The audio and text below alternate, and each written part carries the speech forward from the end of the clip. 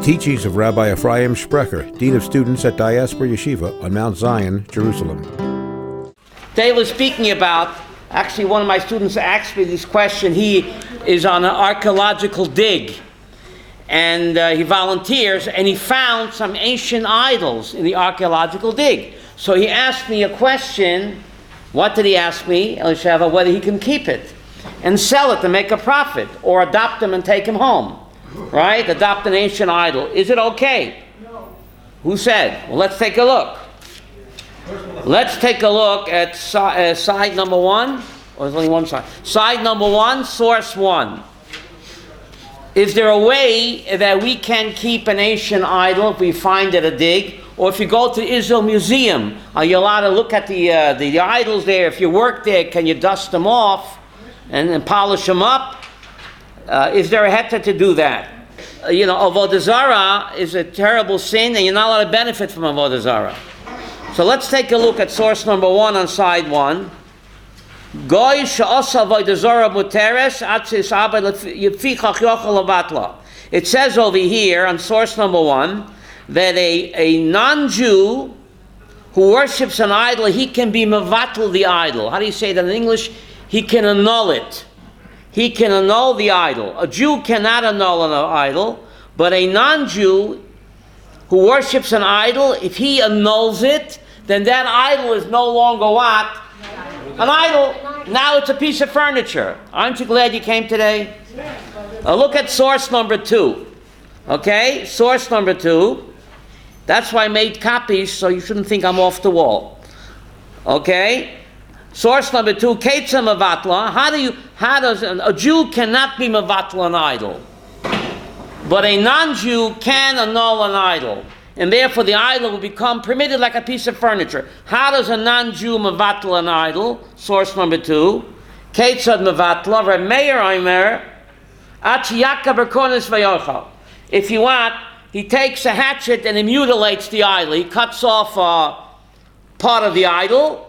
And that's a sign that what? That he annulled it, and therefore the idol, if a goy would do that, then the idol is no longer considered what? Avodah Zarah. And now the idol, once a goy mutilates the idol, chips it off, cuts off some part, and that's not called an idol anymore, and then it would be what? It would be permitted to use. An idol that the worshippers left it, they abandoned the idol. B'shas shalom, if the idol worshippers, again we're talking about non-Jews, a Jew cannot be mevatla avodah zarah, but goyish idol worshippers who abandon the idol, b'shas shalom, what does that mean, b'shas shalom?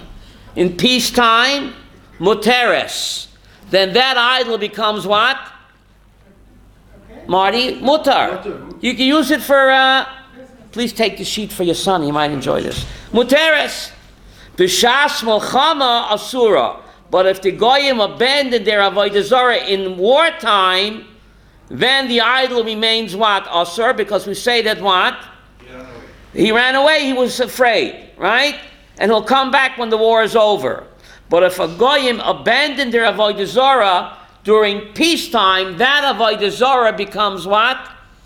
Annulled. It's no longer avodah zarah. Now it's like a piece of furniture, and it becomes what? Mutter. Source number 5 is Rashi and Avodah Zarah. B'shas shalom muteres. Why does the Gemara say that if a goy abandons his idols in peacetime, why is the idol mutter to use? Because if it's peacetime and if he still wanted to worship it, why didn't he what? Take it along. He doesn't have to pay a ticket on the bus for it, right? So since he left it in peacetime, it's a siman that what? It's bottle. How do you say bottle in English? Cancelled, annulled. Okay? Source number 6. This is Sefer Yereim. Tziva Kodesh Baruch Hu. Shloihena Adam Misham Avodah Zarah. God commanded that a Jewish person, in fact any person, not worshiping idols, one of the 7 Noachide laws. No person is permitted to benefit from what? It's written in Pashas Re'eh. When is Pashas Re'eh? Next week. Kawinky Dinky? The Chsiv Pashas Rei, Ave Ta'abnos Kol HaMekoymos. This week's Parsha that we're going to read Shabbos, right? Says you shall destroy all of the places of Avodah Zarah, Asher Avdu Sham HaGoyim.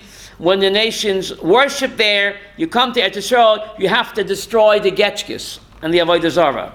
V'tanya Avodah Zarah, Perek Rabbi Shmuel, Ave Ta'abdun, B'kli Shneshtamsh Ben L'Avodah Zarah Kosher Medaber. We're talking about what? A vessel that was made into Avodah Zarah, you're supposed to destroy it. Right? You're supposed to destroy that if they worship it. And it doesn't become prohibited until what?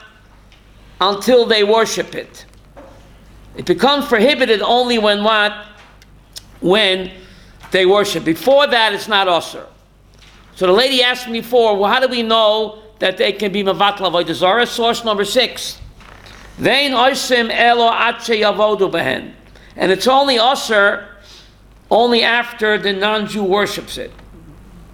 Avodah zarah mishamsheh yesh len heta they bittul. And avodah zarah can get permitted to be used if the non-Jew makes bittul on it. Tanya Rabbi Yossi Perek Rabbi Shmuel Minayin Lagoy. This is the question that you asked me, Leah, right? Leah. See source number 6. Minayin Lagoy sheposel alahai. How do we know that only a goy can passel his getchka? How do you say passel in English? Void it. His getchka. The Chsiv. The Torah says, Psule Elohei Antisifum Ba'esh. Their getchkes you shall burn in fire. Ushmuel HaMemehacha, Psule Elohei Antisifum Ba'esh. It says their pesel, their images of their deities you shall burn in fire. V'loi tachmoi kesef v'zov asher aleim. And you're not allowed to what? Desire the gold and the silver that's on what?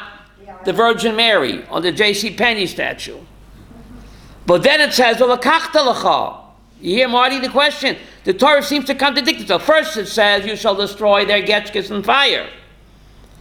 And then it says, do not desire their silver and their gold. And then it says, what does that mean? Take it. You just told me to destroy it.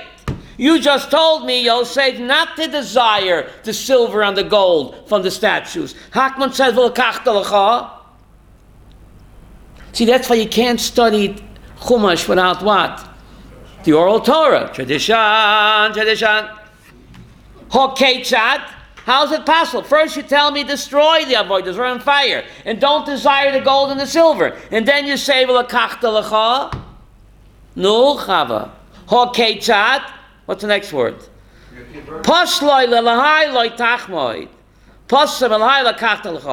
When the word pesel, which means a statue, also the word posel. Posel means what? You void it.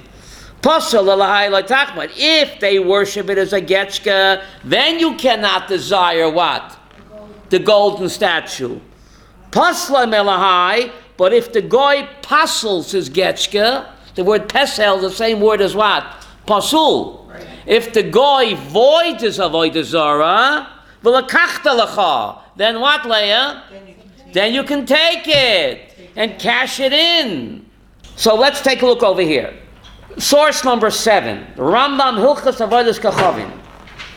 So we learn from the psukim here that a goy can pasel his avodah zarah. It says if he passes it, otherwise doesn't make any sense. If you have to burn it, Chava, what are you taking it? So if he passes it, if he voids it, then you can take it.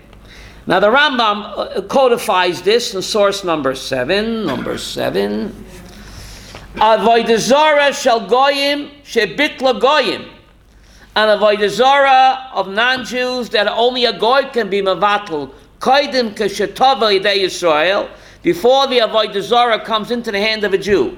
A goy shel avodah zarah, that a goy was mevatel before it comes into the hands of a Jew, it's already annulled. Harezu muteres bahana. The Jew can what? Benefit from this getchke. Shenemar. The Rambam quotes our pasuk. Psule elahei antisifum be'esh. Their statues, their pesel, you should burn in fire. V'shavoli yadenu.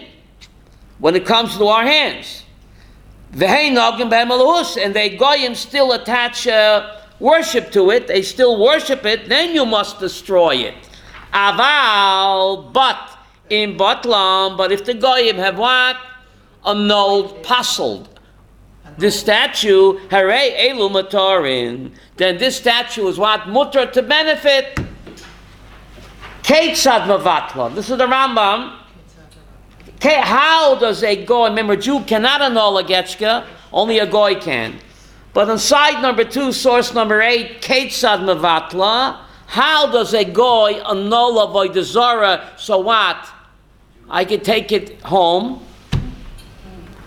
Kata Rosh Ozna. If he cuts off what? The Rosh Ozna means not the head. Ozna, he cuts off a half of the ear. Or Rosh Chatbar, he cuts off the nose of the getchke. Or Rosh Etzba, he cuts off the finger of the J.C. Penney statue. Or Shemach L'Tzarev, if the guy, even if he doesn't disfigure it, he sells it to a schmelzer. He sells it to a solderer that's going to melt it down. Harezu Betela, this getchke becomes what? Bottle. And now a Jew can benefit from it. Yeah. Source number 8, the second paragraph. Avodah Zarah, the worshippers have abandoned the poor getchke. They left it. They took off. Oh, poor getchke. B'shas shalom muteres ba'ana, says Rambam. He quotes the Gemara. If they abandon their idol in peacetime, this getchke is mutar ba'ana sharei batla, because by leaving it, they tell us that what? It's kaput.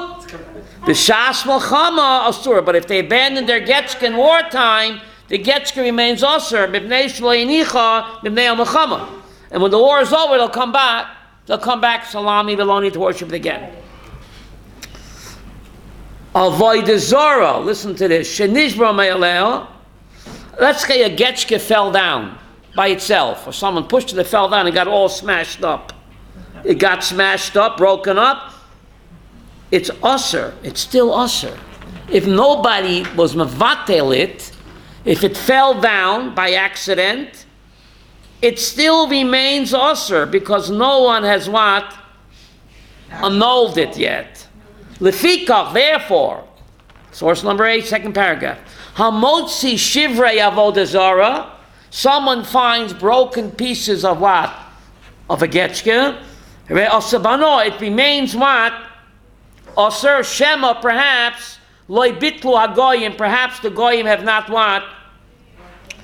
Annulled it. So only if a goy annulled it by what? By actually you see him breaking a piece of it, mutilating it, it becomes bottle. But if it fell down by itself, it's still osir. Until a goy actually what? Smashed it, or he announced that it's bottle. Okay? Interesting. Look at source number 11, please. This is a Shulchan, where's Shulchan Aruch Yidden, right? Source number 11, Shulchan Aruch Yeridei Hilchas Avodas Kachavim. See source 11? Avodas Kachavim, Shel Avodas Kachavim, Shebitla Avodas Kachavim. A idol that belonged to an idol worshipper, that the idol worshipper, what? Was mevatel, muteres.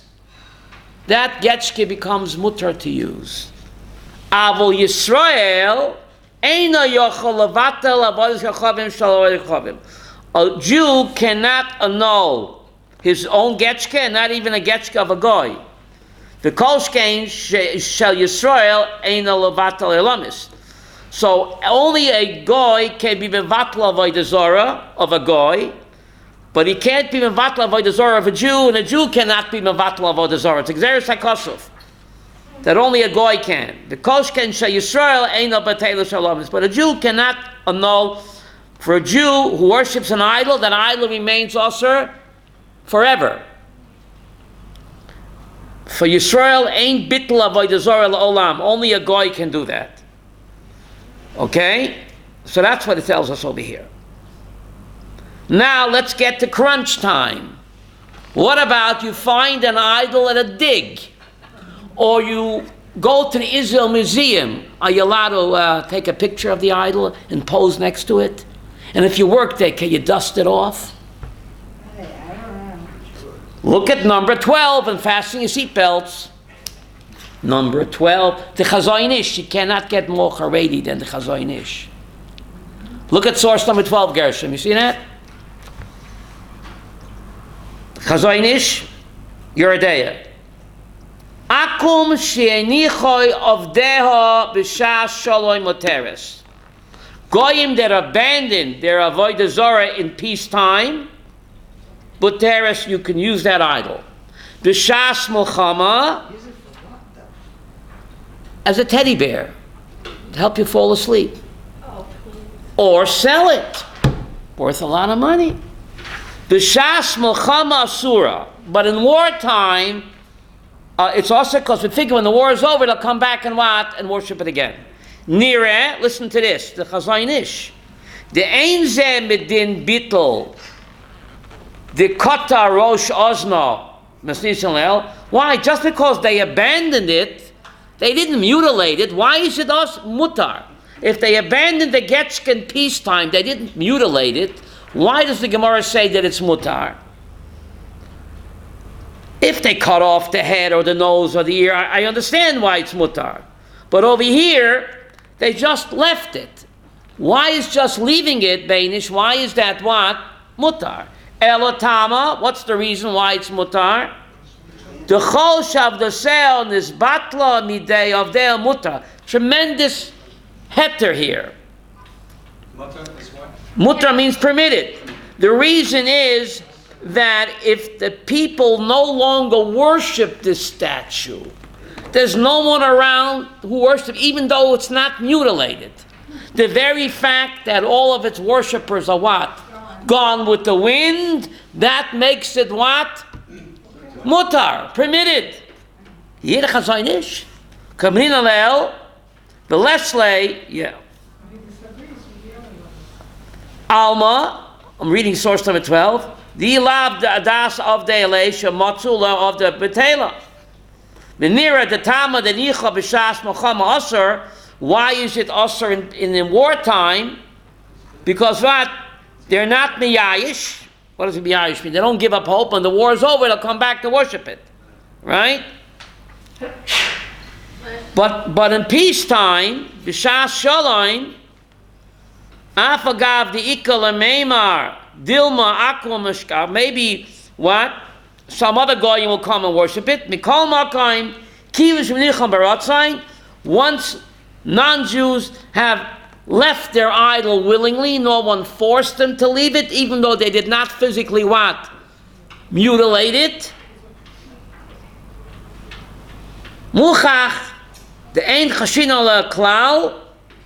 They no longer fear this deity. V'akum shel avodah zara from goyim shenisharim below avdol. So this incredible heter. An ancient idol where there's no one around that worships this idol from 2,000 years ago. Muteres. What does that mean? Permitted, even though the idol is intact and no one broke it, no one chipped it, no one mutilated it. But since no one worships it anymore from 2,000 years ago, if you find an idol at a dig or an Israel museum, according to Chazayin Ish, it's 100% permitted to benefit from.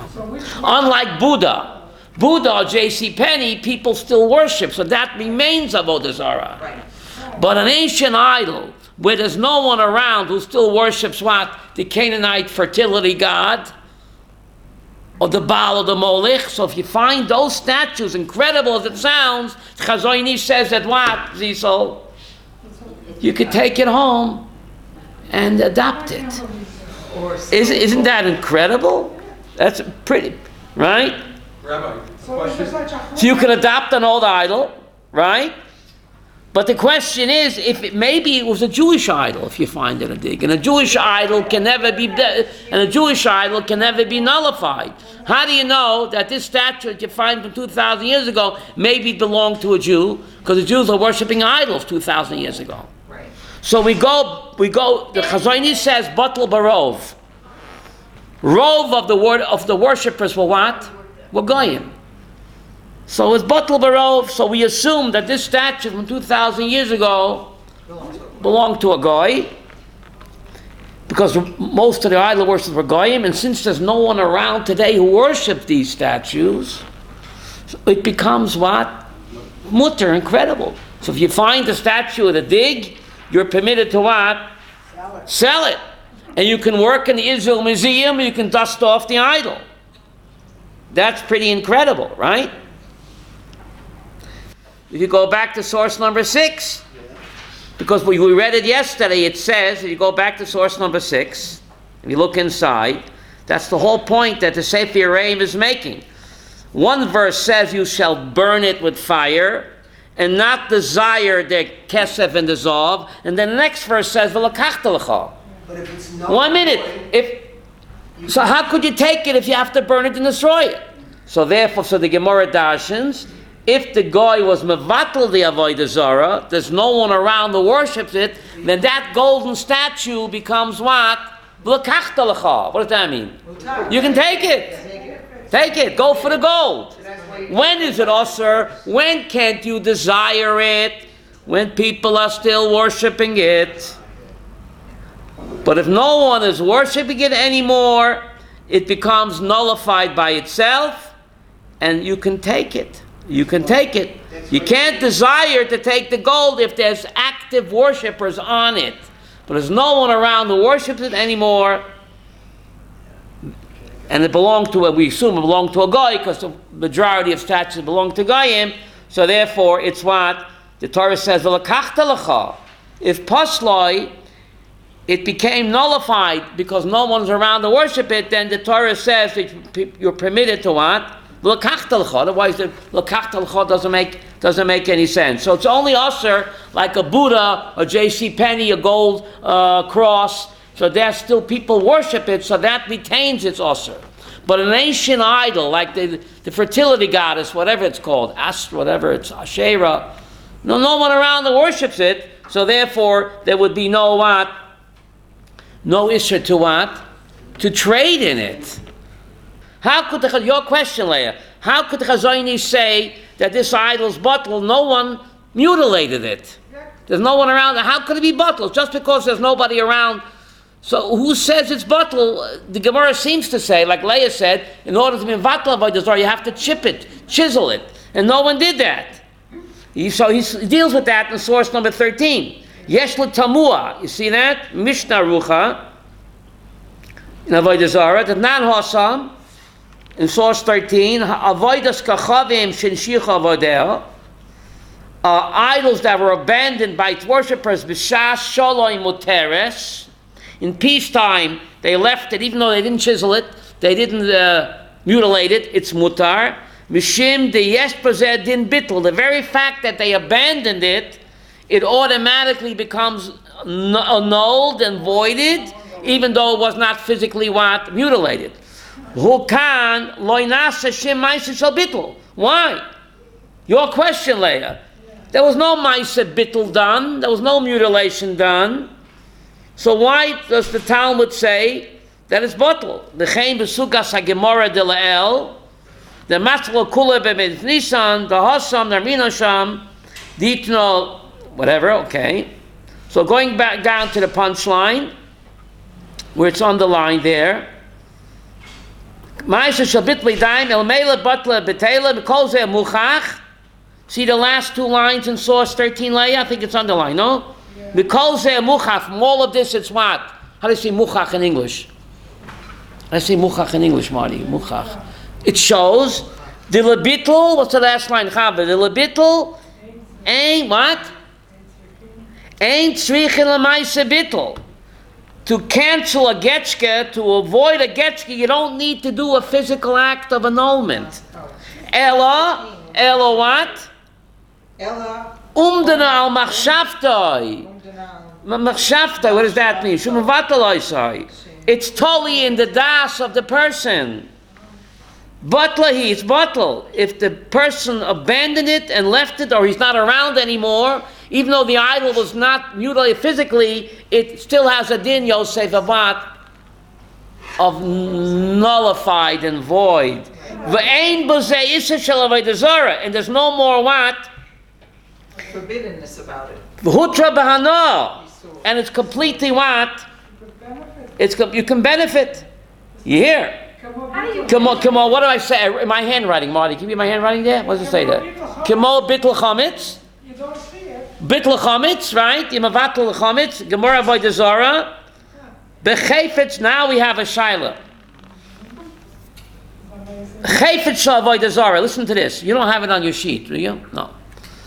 In Gemara avodah zarah 47 has a shaila like this. An object that was used for avodah zarah. Shemvutlo al yedei goy, and the goy canceled it. He avoided it, so now you can use it, right?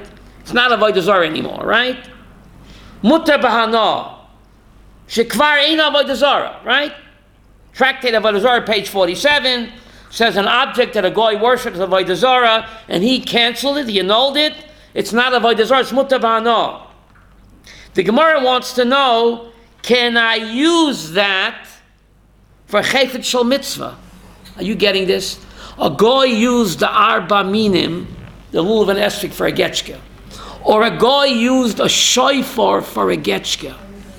And he annulled it. It's mutar b'hana, but can I use it this Rosh Hashanah? It was a getchka shofar. He blew in front of the getchka. But he annulled it. So that shofar becomes what? Mutar b'hana. The Gemara in Avodah Zarah 47 wants to know, it's mutar b'hana, but can I use it for sukkis or for shofar? Can I use that horn of Avodah Zarah that's been nullified? It's mutar, but can I use it for a chayfet shel mitzvah? You hear? So halacha l'maisa, I told my Talmud that he finds a statue of the dig, he can keep it. Right? This ancient statue, there's no one around that worships it anymore, and therefore there is what? There is no problem. There's no problem at all. Right? Let's go back to source number 7. Let's go look at source number 7 over here.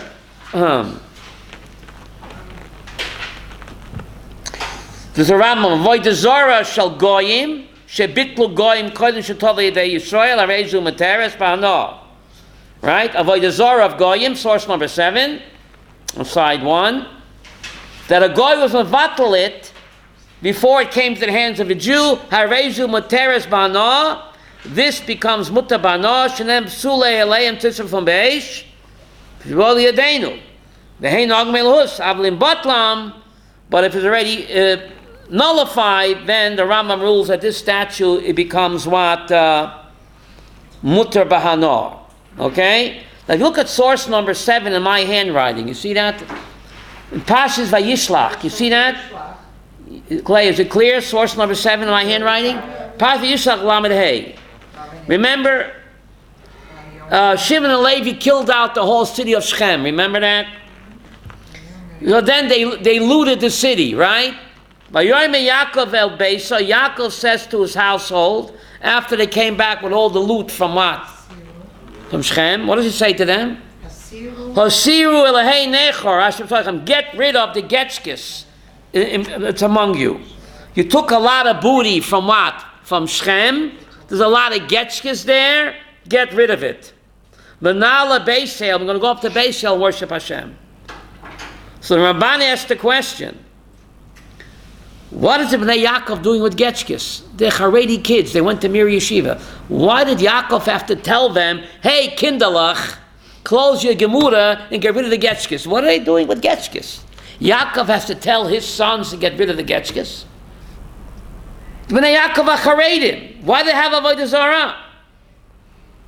So the Ramban says something amazing. Ramban says, Goy mevatla avodah zarah, afilu bal karcha. Yiddish Rachmiel. A goy can mevatla avodah zarah, even if you force him, you can force a goy to denounce his avodah zarah, and that becomes what? Mutar.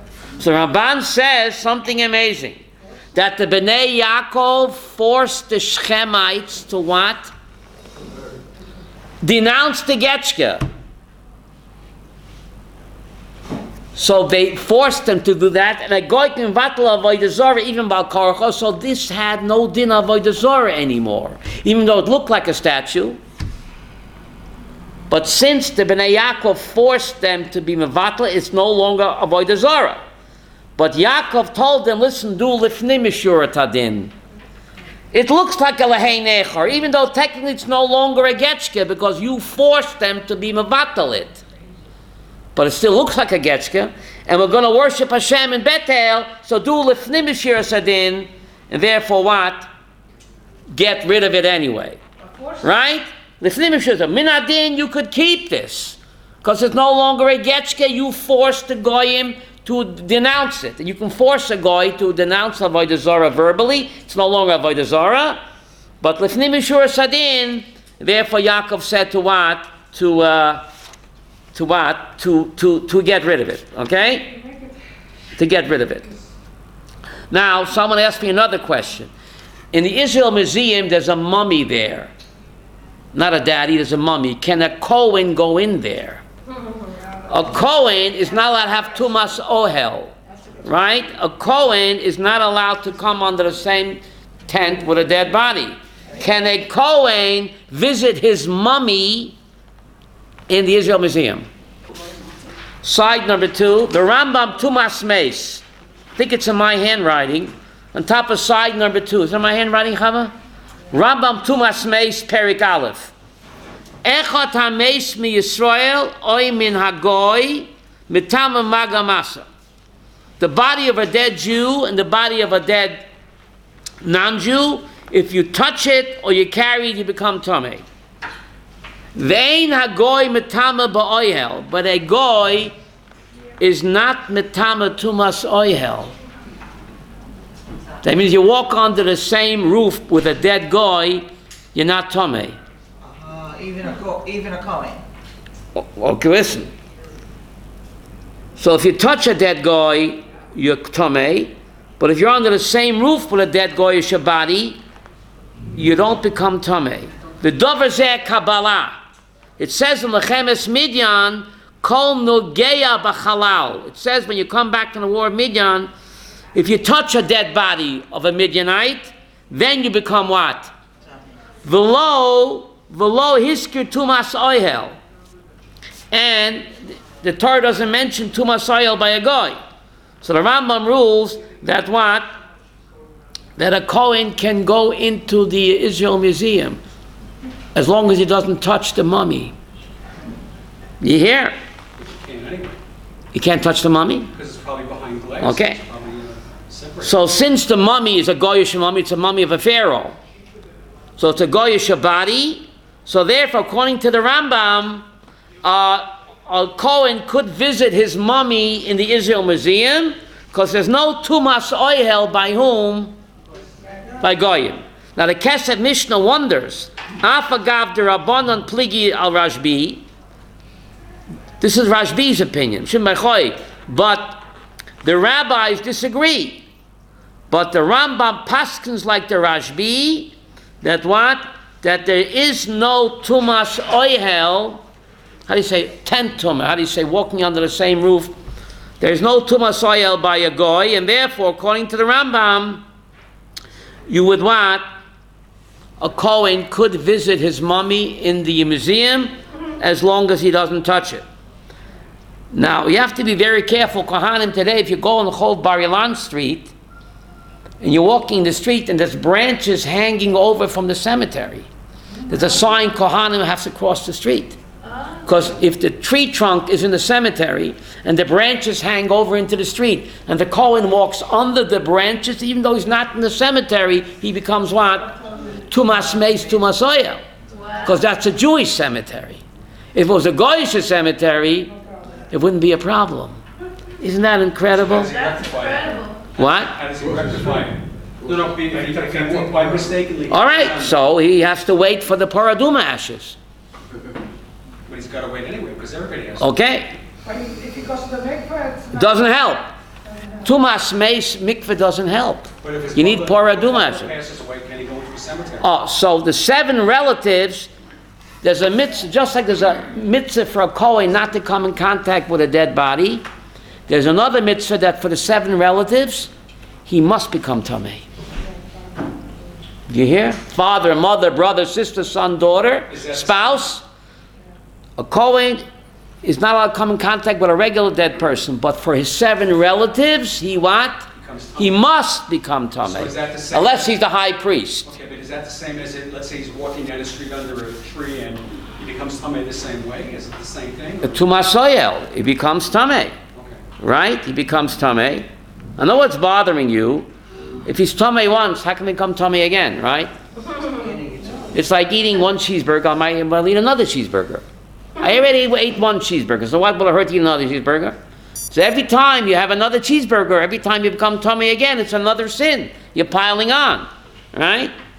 But for those 7 relatives, the Kohen, he is what? He is obligated to, okay? So, according to the Rambam, a Kohen can see his mummy in the museum as long as he doesn't what? Touch it. Thank you, Banish. All right? As long as he doesn't touch it. Very interesting, huh? And the Rambam says something amazing. He says that Eretz Amim is Tameh. According to the Rambam, a Kohen cannot live in Borough Park. Really? Look in the Rambam Hilchos Tumas Meis, chapter 10. He says that Eretz Amim is Tameh. Eretz Amim, what's Eretz Amim mean? Staten Island, Borough Park, I don't know. Eretz Amim, Goyish land is Tameh. Kohanim do not go into Kever David or Kever Rashbi or Kever Rameir. There's a sign there. A dead body, even from a tzaddik, is Metameh. There's no heter to go in there. There's no heter. And by a Jew, it's Tumas Oil. Even though you don't touch the dead body, you're under the same roof with the dead body of a dead Jewish person, you become Tameh. And it's a sin for a Kohen to do that. It's a sin.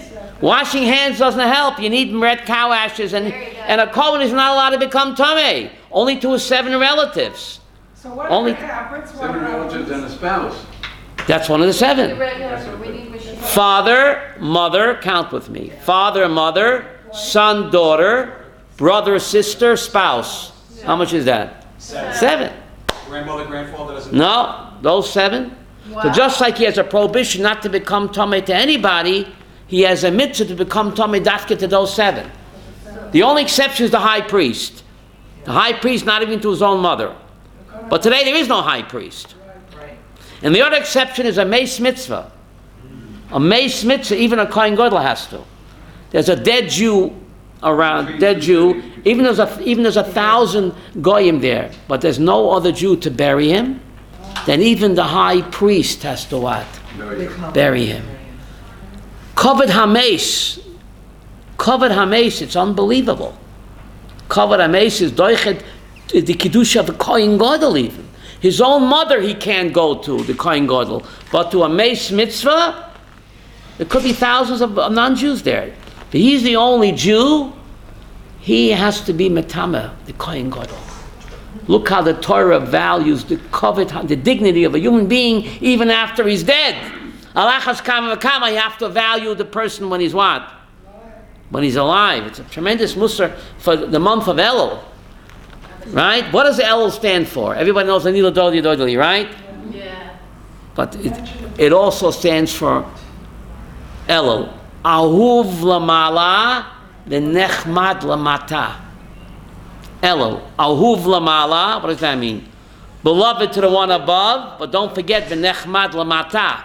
Don't forget to be pleasant what? People below. Don't forget that. Yes?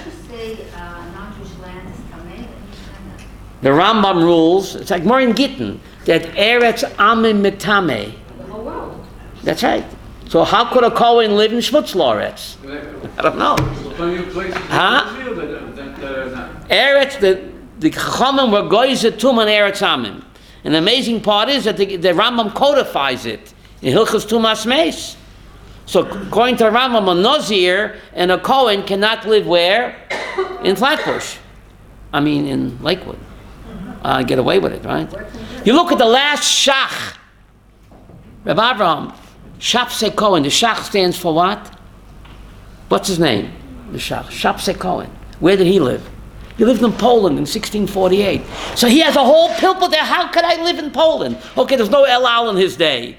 But he struggles to find a heter how he and his fellow Kohanim can what? Can live in Shmutz Loretz. He had no El Al. He had a good excuse. He's going to swim here. But today, Kohanim, he struggles. You look at the last Shach in the Yeridea. How could Kohanim live in Shmutz Loretz? Help! Today, I don't see a heter today. You have El Al today. The Shach didn't have El Al. Where could they live then? What? Here. They have to come here. When it's under Jewish control? Doesn't matter. What Jewish control? Eretz Amim Zisel is Tameh. So, Rabbi, The very fact outside of Israel is Tameh. The Kiddush is only here. Rabbi, Right? there's a lot of land here, even in Jerusalem, that's not owned. Doesn't matter. Eretz Yisrael is Kadosh. But the land- Eretz Amim, Chutz La'aretz is Tameh. So if you're not a Kohen, you can go to Chutz La'aretz. But if you're a Kohen, there's a problem, right? For more of Rabbi Sprecher's teachings, visit rabbisprecher.com.